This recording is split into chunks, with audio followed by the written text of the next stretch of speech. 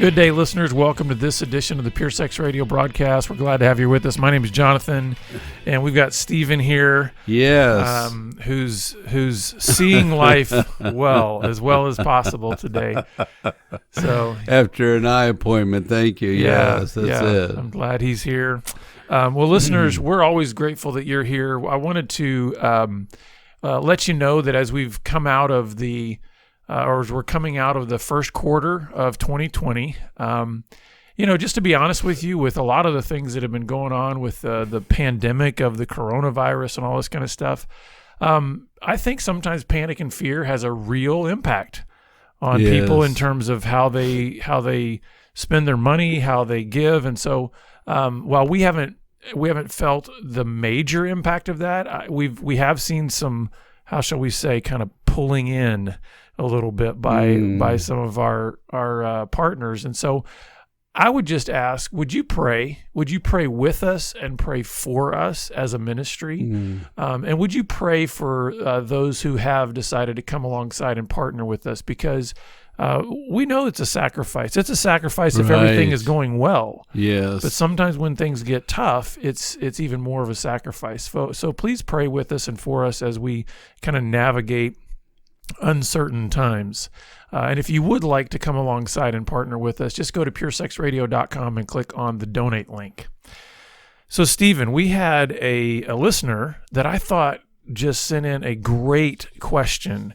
And I wanted to share this question and then us to try to provide just some as practical and helpful answers as we possibly can. But this is a young man. He's in his mid-20s. He's about to get married. And so he says, I'd love to hear some practical advice on how to approach our wedding night and our honeymoon. Like, what discussions should we have beforehand? What are some practical tips for making our wedding night and honeymoon a success in this area?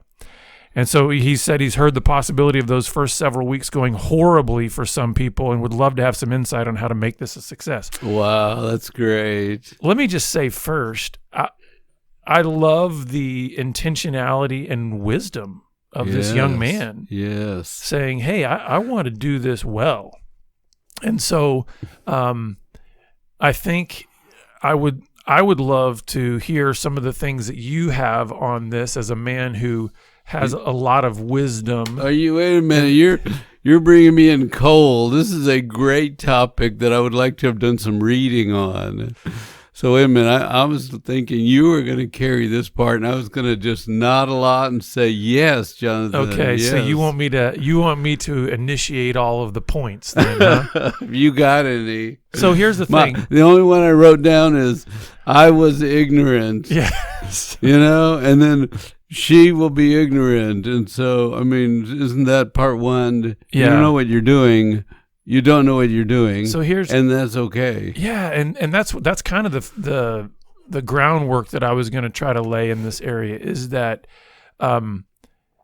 be kind to yourself, to your spouse, to the newness of all of what this is going to be like in that experience. I think sometimes there can be such heightened expectations on both sides, either expectations born out of maybe a narrow narrative on what sexuality is really meant to be and what sex and marriage is meant to be. Like, it's the pinnacle of every possible hope and desire you could ever have. And it's like, well, that's placing a huge expectation on what you think that first encounter after getting married is going to be like. Sometimes there can be huge expectations based on a history of pain, a history of struggle, a history of difficulty, right?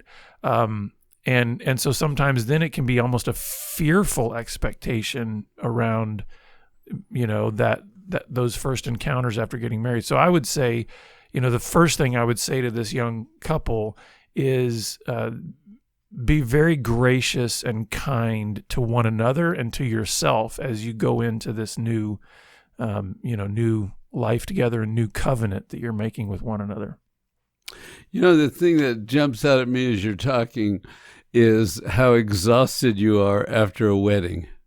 That's true. I mean, you think about it, you plan, you stress, you want everything to go perfect, you're frazzled before it starts, then you go and you do it, then you go and have your celebration afterwards, and it's usually late. So it's like we put so much pressure on this night when you should think in terms of let's just enjoy the next few days. Yeah. Yeah. And I think that's a great point. I think that's something that, I don't know, that's something that may or may not make sense to a young couple. Cause again, I think, you've got all this energy. And the other thing too, is I think in terms of preparing for this time together, talk. And I think some things that might be helpful to talk about are the expectations, the fears, the doubts, just being able to talk through some of those things so that you don't feel like you're getting blindsided on that wedding night with things that like unspoken expectations or unspoken fears. So that might be something as well. But another thing I was going to say is, okay, having been married for 24 years. I would say that you need to be super patient. And what I mean by that is not only in terms of just on a very kind of high level general sense, like, listen, learning one another in every aspect, including sexually, is not instant, right? I mean, when you think about marriage, it's not like, number one, day one of your marriage, you don't know what you don't know about that other person. Mm-hmm. I hate to say that, but it's like, let's be honest. This is one of the reasons why I believe God made marriage a covenant. This thing that says, oh, you know what? It's going to take a little while for you guys to know each other. And so you need a bond that is going to say, with all the ups and downs and sideways, we're going to continue to journey together. So I think even sexually, this is not something that, while the hope is, and I think the possibility is for that first wedding night to be really exciting and fun and pleasurable, be careful of thinking that is the pinnacle of like what it can be. Does that make sense? And I know sometimes young love. The start is not, to be good sexually together takes time, right? So the start is not, the pinnacle or the best, right? The figuring it out, the working the mechanics and how bodies come together. Yeah, think of it this way, and maybe I hope this isn't too crude of an example, but how did you learn to ride a bike? Mm-hmm. Like, was the very first time you got on a bike, like you were, in the Tour de France? It's like, no, you probably fell and scraped your knees. Now, again, that's a crude example, but I think it still plays out. If you have, if you're coming together and this is, the first time that you've come together on this wedding night, and by the way, that's the other thing of this young man's story. He and his wife have saved themselves for each other. Mm-hmm. So this will be their first time together. And I think that there's something about that that's innocent and precious and good. Yes. and doesn't need to be, you don't need to think that you are going to be highly experienced together. And that's okay. Mm-hmm. That's also part of the beauty of the covenant of marriage is like, hey, be young kids that figure it out and have fun and ask questions and explore each other. Mm-hmm. You know what I mean? If you look at it in more of like a journey rather than a destination, I think then that first night can be like, hey, this is the first step on a lifelong journey of learning how to love one another intimately. Yeah, and if you just think about how much relationships are about a dialogue, they're physical connecting, and then they're using your language to make your connection. And it can break down in a lot of places, right? Because if there's a fear and it's not discussed, so it might be a great time to say, okay, what are you afraid of? And why don't you tell me about your fear, and I'll tell you about mine, because then it becomes intimacy and openness and honesty, and we really don't know what we're doing, and that's just fine. Yes. Yes, be okay. If I can put it this way, and maybe you've never heard somebody state it this way, be okay with the innocent ignorance that you have in this area. There's no need to feel a sense of shame or embarrassment with one another that I don't know what I'm doing or I don't know how to do something or what. That's okay. This is because one of the things that I think, one of the dangers that we have created sometimes around the issue of sexuality, even in the church, even in Christianity, is there's this idea that it's like all other areas of our life, it's okay if you are on a growth mission, but man, in this area, you better have it down. You know, there's a higher sense of shame if you don't. I think maybe this is even more for men. There's a higher sense of shame if you don't know what you're doing and you don't know how to perform, you don't know how to please that woman, and you know what I mean? It's like, we've probably been taught in locker rooms and all of the kinds of things that your manhood is at stake if you don't know how to perform sexually.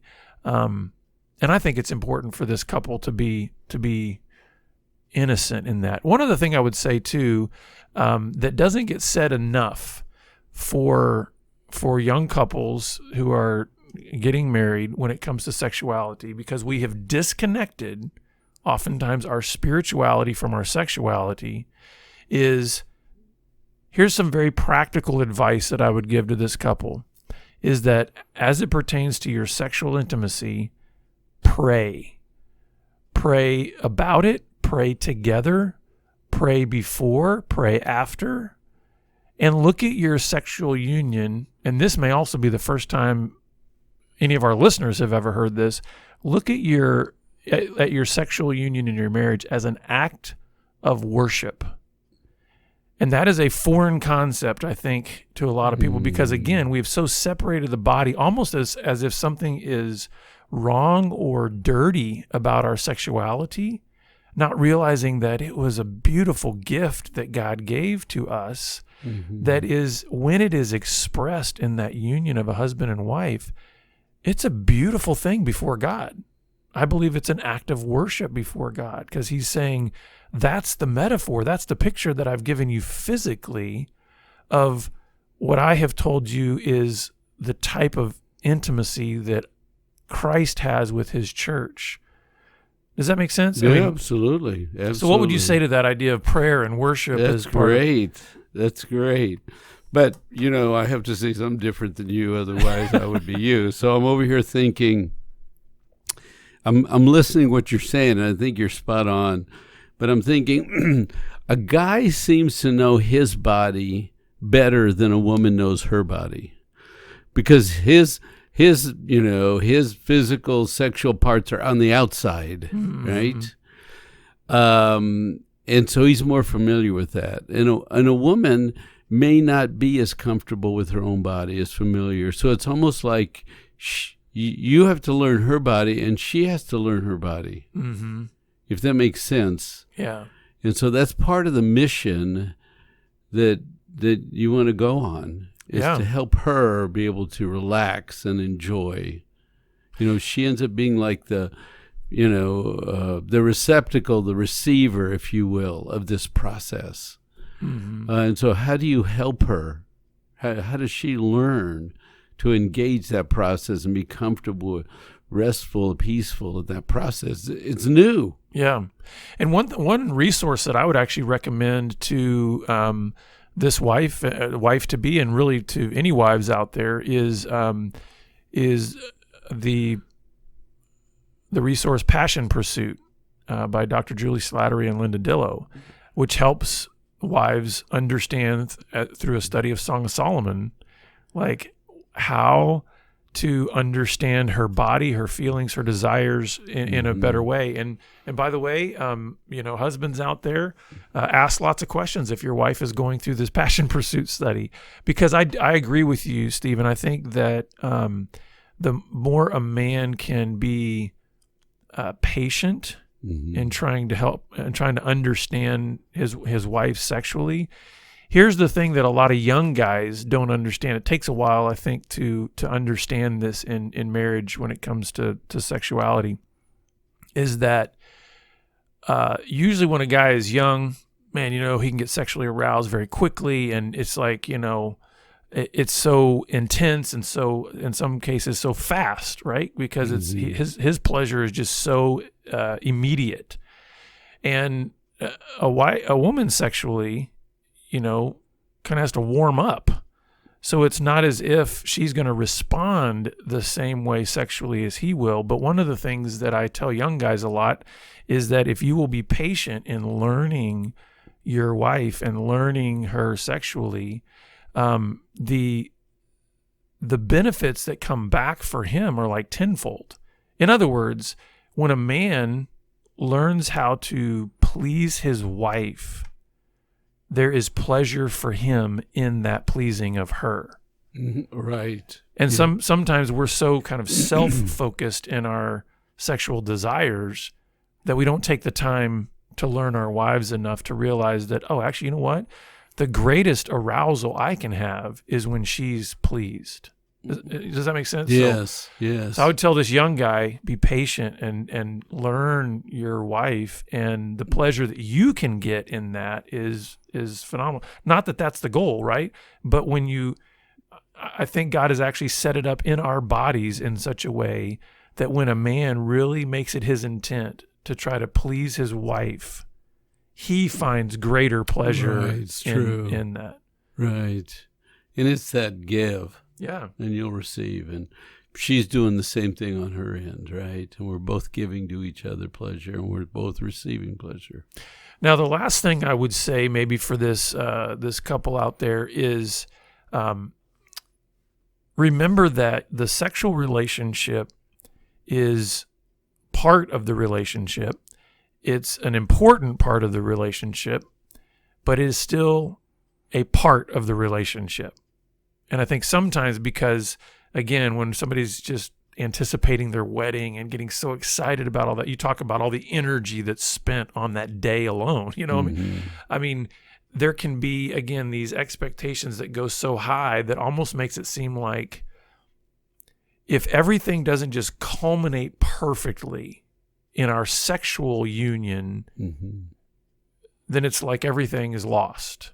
And I want this couple to hear, and I want any couple out there to hear, that I believe that God's design and intent for marriage is around oneness and intimacy in all respects. And sex is one part of that. But don't you think, like you were talking earlier, intimacy is often expressed through our language, our talk, right? That's right. Intimacy can be expressed through numerous other shared experiences that we have. One of the ways that I think my wife and I experience intimacy is we over the years, you kind of create your own insider language and insider looks and jokes, and that's intimacy. That's true. So I would encourage this couple, keep oneness and intimacy as the ultimate aim that you're having in your marriage, not, hey, it's all only about what happens sexually. What would you say on that? Or that's good. I don't know what else to add. I didn't come prepared for the topic. You sprung it on me, so mostly you say that about me. I spring them on you, but I love it when the tables are turned. You know, put Stephen on the hot seat. And the other thing is that some people are really good at sexual stuff. And I mean, language and body parts and how systems work. They're really good at sexual stuff. And I was just thinking, I think I'm better at emotional stuff. And I do some sexual stuff on the side, but I love the emotional stuff. So I wish I was quicker and faster and more knowledgeable about this topic. And I do think it's really smart to get educated about it. About the physiology and how things work, and so that you sort of educate yourself. But you surprised me, so that's my answer. Yeah. Another ministry that can be helpful along this is Jennifer Degler's ministry. They've got a ministry that helps with all of these kind of things too, just really practical tips and tools and things like that to help couples share intimacy. What's it called? Do you remember? I knew you would ask me that, and we had her on the program recently, and I'm totally blanking right now on the. But if website. You look at some podcasts or Google her name or something. Yeah, earlier this year in 2020, we had her on to talk about helping men understand women. And so that's another resource that would be just Oh, female good. sexuality, you know, Good. being able to understand that. I better go listen. I to should that. be better at remembering Sorry. websites and things like that. But listeners, we hope this has been helpful. And the couple that asked this question, we hope this is helpful to you. We also want you to know that this is what we like to do with this program as well as when people reach out to us, we respond. We respond to every inquiry that we get. Sometimes we just may decide, hey, this is something that might benefit more people, like the entire audience. We felt like this was one that could benefit the entire audience because there's a lot of people out there that are young and thinking about getting married, and there's a lot of people that are young couples that are also just in those early stages of really developing their sexual relationship and kind of figuring that out. So we hope that this has been useful. Again, kind of the key points is be kind, be patient, be curious, and be one, and then talk a lot and pray and worship God through your sexual union. We believe it's a beautiful thing before God when a husband and wife come together. So we hope this has been helpful. If you've got questions for us, please send them to us. You can reach out to us at puresexradio.com or even through our Twitter feed at puresexradio. And we look forward to seeing you back here again next time on the Pure Sex Radio program. Take care. God bless.